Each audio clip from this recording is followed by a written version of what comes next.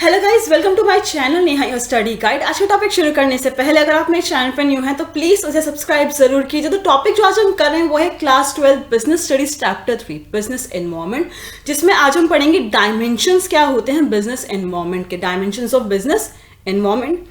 Dimensions of business environment means all the factors, forces and institutions which have direct or indirect influence over the business transaction. Dimensions of business environment का मतलब क्या होता है? वो सारे factors, वो सारे फोर्सेस, इंस्टीट्यूशन जो डायरेक्ट नहीं तो इनडायरेक्ट तरीके से बिजनेस को, बिजनेस ऑर्गेनाइजेशन को, उनकी ट्रांजेक्शन्स को इन्फ्लुएंस करता ही करता है। Journal environment is the most important dimension of business environment. Dimension में काफ़ी सारे आते हैं। जर्नल एनवायरनमेंट जो है बहुत ज़्यादा इंपॉर्टेंट होता है, जो कहीं ना कहीं बिजनेस को अफेक्ट करता है। As businessman can not influence or change the component of general environment. General environment के जो कॉम्पोनेंट्स होते हैं, जिनके बारे में हम आगे पढ़ेंगे भी, जो भी कॉम्पोनेंट्स होते हैं जर्नल एनवायरनमेंट को, उसे बिजनेसमैन चेंज या इन्फ्लुएंस नहीं कर सकता है। Rather, businessman has to make changes in his plans, policies according to the changes take place in journal environment. जो journal environment, जो external environment, जो भी changes हो रहे हैं, उसके हिसाब से businessman को खुद के plans, policies, strategies में changes लाने पड़ते हैं। वो बाहर के external environment में changes नहीं ला सकता है। उसे उनके according, उन journal environment के changes के according अपने business के plans, policies, strategies, internal environment को चेंज करना पड़ता है। मेजर कंपोनेंट्स क्या क्या हैं जर्नल एनवायरनमेंट के? पहला है economic environment, second is political environment, third is technological environment, fourth is social environment and the fifth is legal environment. एक एक कंपोनेंट के बारे में हम लोग पढ़ेंगे। आज इस वीडियो में हम इकोनॉमिक एनवायरनमेंट, जो एक कंपोनेंट है जर्नल एनवायरनमेंट का, उसके बारे में पढ़ेंगे। जो रेस्ट हमारे कंपोनेंट्स है जर्नल एनवायरनमेंट के, वो हम आगे जो है हमारी नेक्स्ट वीडियो में देखेंगे। तो बात करते हैं इकोनॉमिकल एनवायरनमेंट की। सबसे पहले environment refers to all forces and factors which directly influence the economy of our country. Environment में क्या क्या चीजें आती हैं? वो सारे फोर्सेस, सारे फैक्टर्स जो डायरेक्टली इन्फ्लुएंस कर रहे हैं कहीं ना कहीं इकोनॉमी ऑफ आवर कंट्री।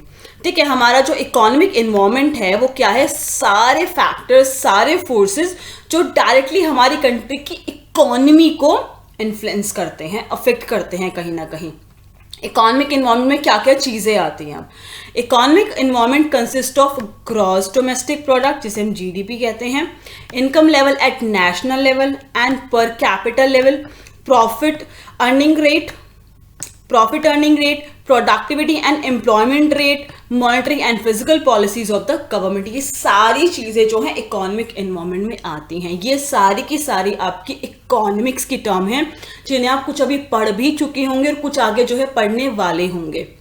जिसमें से एक जीडीपी अगर मैं बोलूँ तो जीडीपी क्या होता है कि एक पर्टिकुलर टाइम पीरियड, जैसे कि एग्जांपल लेके चलते एक 1 ईयर में पर्टिकुलर कंट्री में कितने गुड्स और सर्विसेज की प्रोडक्शन हुई है, उसे हम जीडीपी कहते हैं। ऐसी ये सारी टर्म्स जो है हमारी इकोनॉमिक एनवायरनमेंट में आती हैं, इन्वॉल्व होती हैं। कुछ एग्जाम्पल्स देख लेते हैं इकोनॉमिक एनवायरनमेंट के, ठीक है, जो इन्फ्लुएंस करते हैं कहीं ना कहीं बिजनेस ऑर्गेनाइजेशन को। Some aspects of economic environment are increase in GDP result in rise in disposable income of people and further increase in demand for product. GDP increase होती है तो उससे डिस्पोजेबल इनकम लोगों की इंक्रीज हो जाती है ना। डिस्पोजेबल इनकम क्या होता है? डिस्पोजेबल इनकम मतलब एक पर्सन की अपने उस पर जो खर्चा करने की कितनी क्षमता है, ठीक है, वो कितने पैसे जो है खर्च कर सकता है, that is a disposable income. तो ये कहा जाता है कि जब जीडीपी इंक्रीज हो रही है तो इसका मतलब लोगों की डिस्पोजेबल इनकम भी इंक्रीज हो रही है। प्रोडक्शन इंक्रीज हो रही है तो जीडीपी भी इंक्रीज हो रही है, जिससे कहीं ना कहीं अब लोगों के पास पैसे खर्च करने के लिए होंगे, उनके पास डिस्पोजेबल इनकम ज़्यादा होगी, तो कहीं ना कहीं डिमांड प्रोडक्ट की जो है मार्केट में बढ़ जाएगी। तो ये इफेक्ट करेगा जो है बिजनेस ऑर्गेनाइजेशंस को। High inflation rate set as constant as they increase the cost of production. Now high inflation rate का मतलब महंगाई, ठीक है, इन्फ्लेशन रेट का मतलब होता है महंगाई। अब महंगाई बढ़ेगी तो कहीं ना कहीं कॉस्ट ऑफ प्रोडक्शन भी बढ़ेगा। अब जो एक प्रोडक्ट को बनने में पहले 100 रुपीज़ लग रहे थे, ठीक है, 100 रुपये में एक प्रोडक्ट जो है तैयार होके रेडी हो रहा था, कॉस्ट ऑफ प्रोडक्शन, ठीक है, इतने में एक प्रोडक्ट की कॉस्ट पड़ रही थी, वो इतने में रेडी होके मिल रहा था। उसमें 40 रुपये जो है अपना प्रॉफिट इन्वॉल्व करके 140 का जो है वो एक प्रोड्यूसर अपना प्रोडक्ट सेल कर रहा था।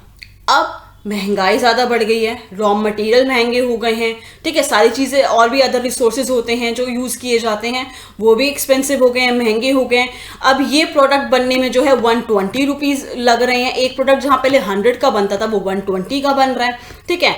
अब 140 में अगर वो सेल करेगा तो कहीं ना कहीं उसका प्रॉफिट कम हो जाएगा। अगर वो प्रॉफिट उतना ही अगर रखेगा अपने प्रोडक्ट का तो कहीं ना कहीं प्रोडक्ट महंगा हो जाएगा। प्रोडक्ट महंगा होगा तो मार्केट में जो है लोगों को प्रोडक्ट महंगा मिलेगा तो कहीं ना कहीं उसकी डिमांड पे भी अफेक्ट आ सकता है, ठीक है। या तो बिजनेस ऑर्गेनाइजेशन का प्रॉफिट कम होगा या फिर पर्टिकुलर प्रोडक्ट महंगा होने की वजह से उसकी डिमांड पे कहीं ना कहीं अफेक्ट आएगा, ठीक है। नेक्स्ट है decrease in interest rate is beneficial and increase demand for home loans and borrowing money.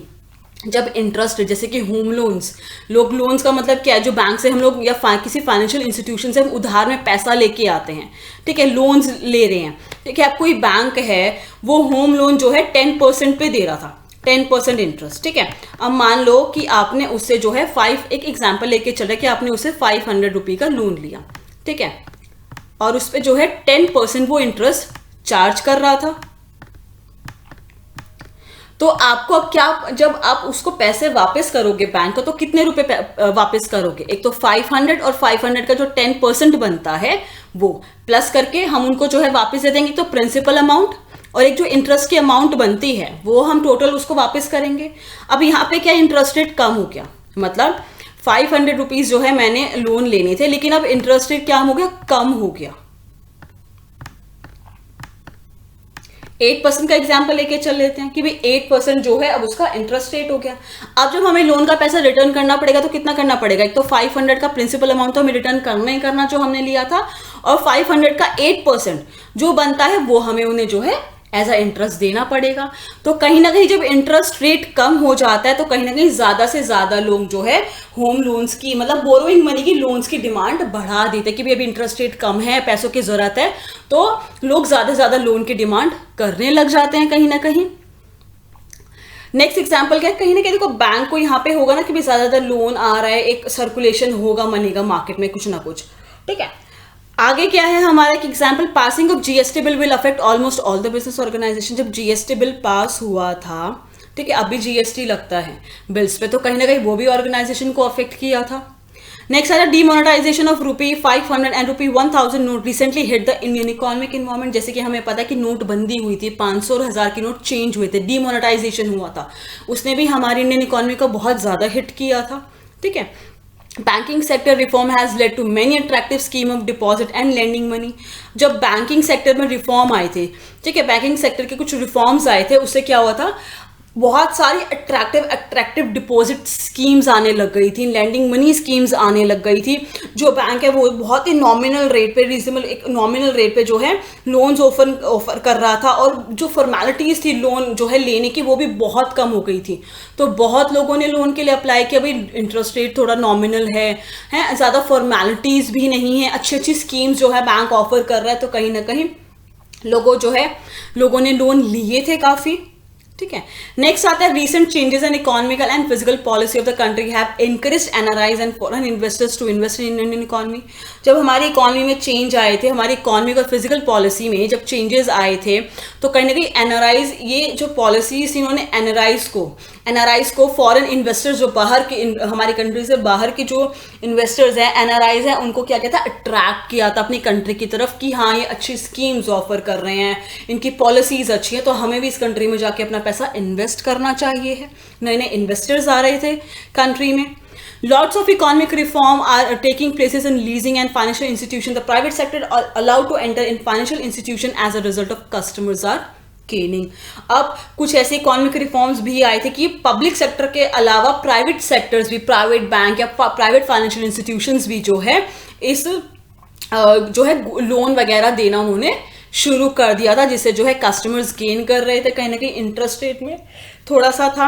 Role of public and private sector के रोल हैं, सेविंग इन्वेस्टमेंट के रेट हैं, बैलेंस ऑफ ट्रेड है, बैलेंस ऑफ पेमेंट है, ये सारा आप economics में पढ़ोगे। बैलेंस ऑफ ट्रेड क्या होता है, बैलेंस ऑफ पेमेंट क्या होता है, मनी सप्लाई हमारा इकोनॉमी का, इंटरनेशनल जो हमारा डेट है, सारी चीज़ें हमारी इकोनॉमिक इन्वायरमेंट में आती हैं। कहीं ना कहीं हमारी इकोनॉमी के इन्वायरमेंट को, हमारी इकोनॉमिक इन्वायरमेंट को अफेक्ट करता ही करता है, जिससे पॉलिसीज में चेंजेस आता है, लीगल चेंजेस आते हैं, पॉलिटिकल चेंजेस आते हैं कहीं ना कहीं, और सोशल चेंजेस आते हैं, ठीक है।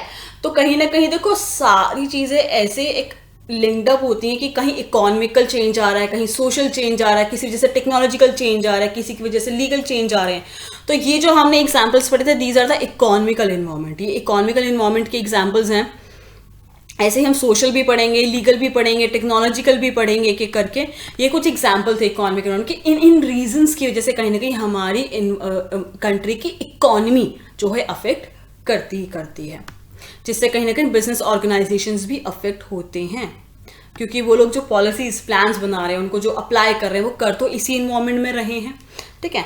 आई होप गाइस कि आपको आज का टॉपिक क्लियर हो गया। अगर आपको कोई भी डाउट हो तो मुझसे कमेंट सेक्शन में पूछ सकते हैं। अगर आपको मेरी वीडियो पसंद है तो प्लीज़ लाइक जरूर कीजिएगा, शेयर कीजिएगा। अगर आपने तो मेरे चैनल को सब्सक्राइब नहीं किया तो प्लीज़ उसे सब्सक्राइब भी जरूर कीजिएगा। मैं इस चैप्टर से रिलेटेड और टॉपिक जो है बहुत जल्दी ही अपलोड कर दूंगी। Thank you so much guys मेरी वीडियो देखने के लिए।